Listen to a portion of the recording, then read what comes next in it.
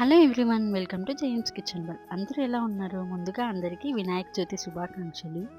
ఈ వినాయక చవితికి ఆ వినాయకుడికి ఎంతో ఇష్టమైన మోదక్ రెసిపీని మన వీడియోలో చూసేయండి. సింపుల్గా, హెల్తీగా, చాలా ఫాస్ట్గా అయిపోతాయి. ఈ నైవేద్యానికి ప్రసాదాలుగా రోజు ఏదో ఒక రెసిపీ పెడుతుంటాం కదా, ఈ మోదక్ని మీరు కూడా చేసి ఆ వినాయకుడికి సమర్పించండి. మరి లేట్ ఎందుకు, let's get in to the recipe.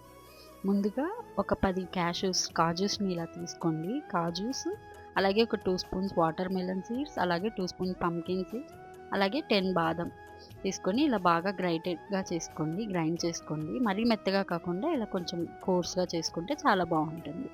అలాగే ఒక కప్ సూజీ రవ్వ, అలాగే ఒక హాఫ్ కప్ బెల్లం సరిపోతుంది మొత్తం ప్రాసెస్.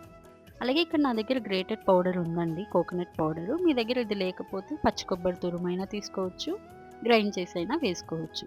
ఇప్పుడు స్టవ్ ఆన్ చేసి ఒక ప్యాన్ పెట్టి ఒక స్పూన్ నెయ్యి వేయండి. నెయ్యి వేసి ఇందాక తీసుకున్నాం కదా, అందులో కోకోనట్ పౌడర్ నుంచి ఒక 2 స్పూన్స్ ఇందులో వేసి బాగా ఫ్రై చేసుకోండి. ఒక 1 మినిట్ ఫ్రై చేస్తే సరిపోతుంది.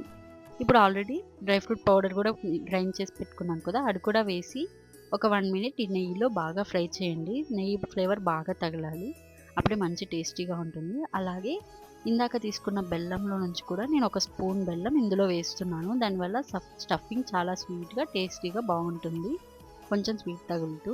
ఇప్పుడు ఆల్రెడీ నేను ఇక్కడ పాలు వేడి చేసి పెట్టుకున్నానండి. ఆ వేడి పాలలో రిమైనింగ్ బెల్లం అంతా ఇందులో వేసి కరగబెట్టేసుకుంటున్నాను. ఇలా కరగబెట్టేసుకోండి హాఫ్ కప్ మిల్క్లో. అలాగే స్టవ్ ఆన్ చేసి ప్యాన్ పెట్టి ఇప్పుడు మళ్ళీ నెయ్యి వేసి సూజీ రవ్వ తీసుకున్నాం కదా, అది కూడా వేసి బాగా కలిపేసుకోండి. బాగా ఫ్రై చేసుకోండి. సూజీ రవ్వ మంచి కలర్ రావాలి, మంచి ఫ్లేవర్ రావాలి, నెయ్యి ఫ్లేవరు. ఇలా బాగా కలుపుకున్న తర్వాత ఇందాక తీసుకున్న రిమైనింగ్ కోకోనట్ పౌడర్ అంతా కూడా ఇందులో వేసి బాగా కలిపేసుకోండి ఒకసారి. ఇప్పుడు బెల్లం పాలు కలిపి పెట్టుకున్నాం కదా, ఒక హాఫ్ కప్, ఆ మిల్క్ కొంచెం కొంచెంగా వేస్తూ ఇలా కలపండి. మొత్తం ఒకేసారి వేయద్దు, పిండి చాలా మెత్తగా అయిపోతుంది, మనకు మోదకాలు చుట్టుకోవడానికి కష్టమవుతుంది. కొంచెం కొంచెంగా. ఈ మొత్తం ప్రాసెస్కి నాకు 1/1/4 కప్ మిల్క్ పడ్డాయి. సో నేను హాఫ్ కప్లోనే బెల్లం కలిపాను. రిమైనింగ్ హాఫ్ కప్ నేను కొంచెం కొంచెంగా నార్మల్ మిల్కే, వేడి మిల్క్ తీసుకొని ఇలా కలుపుకుంటూ వచ్చాను. అలాగే ఇక్కడ కొంచెం కుంకుమ పువ్వు వేస్తున్నానండి, మంచి కలర్ కోసం. మీ దగ్గర ఇది ఆప్షనల్, మీ దగ్గర ఉంటే వేసుకోవచ్చు, లేకపోతే లేదు. అలాగే కొంచెం ఇలాచీ పౌడర్, యాలకుల పౌడర్ కూడా వేసుకొని బాగా కలుపుకోండి. ఇలా చూస్తున్నారు కదా, ఈ వీడియోలో ఉన్న క్వాంటిటీ లాగా రావాలి మనకి సూజీ రవ్వ. అలాగే ఒక స్పూన్ నెయ్యి వేసి కొంచెం గోరువెచ్చగా అయ్యేంత వరకు చల్లారబెట్టేసుకోండి. ఇది నాకు గోరువెచ్చగా అయిపోయింది. ఇప్పుడు మోదకాలని ఎలా చుట్టుకోవాలో మన వీడియోలో చూపించేస్తాను. మోల్డ్ లేకపోయినా మన దగ్గర మన చేతితోనే మోదకాలని చాలా సింపుల్గా చుట్టేసుకోవచ్చు.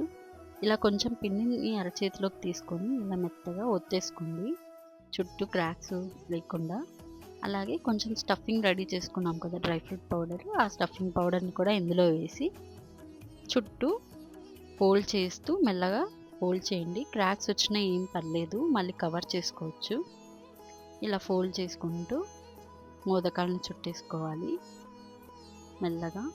చూసారు కదా, ఇలా మోదకాన్ని ఇలా చుట్టుకుంటే ఈజీగా సింపుల్గా ఇంట్లోనే చేసుకోవచ్చు. ఇప్పుడు మీ దగ్గర ఏదైనా ఫోర్క్ కానీ టూత్పిక్ కానీ ఉంటే దాంతో ఇలా మోదకాల్లాగా బాగా అలా ఒత్తుకోండి.